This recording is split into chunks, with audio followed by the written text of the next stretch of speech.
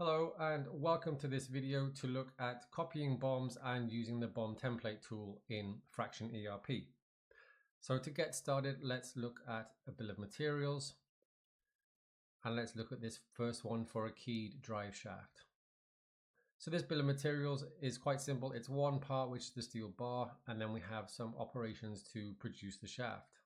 So if I have a family of parts or a very similar part and I want to utilize this BOM but make some small modifications, I have two ways of doing it. The first one is just to use the copy tool. So if I look up a bill of materials that I know is very similar to the part I want to create, I can press copy and I can copy this to a part as long as the part doesn't already have a bill of materials. So if I just want to look up the part number that I want to copy to, S2475, that one, I press continue. I now have an identical copy of that BOM, but now under a different part number.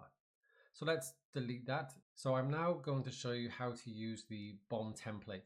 So again, if you have very similar parts or family of parts, the template allows you to quickly look up a part that's going to be very similar without having to maybe interrogate or go through your BOM list to find which was the similar part. This allows you to save a template and make it available for use in a very convenient and fast manner. So let's open the same bill of materials again, and we're going to save this BOM as a template. So we'll just put in that this is a keyed shaft, and let's put in 100 millimeters to have some idea of how large the part is, and then we'll press save template. So under bill of materials, if we go to templates, you can now see a list of all of the templates that we have. So the keyed shaft 100 is the most recent that I just put in. We can delete these at any time and replace them with new templates as things evolve. So let's go to parts, and it's already got the search for the S2475, which was the other shaft that I'm going to create.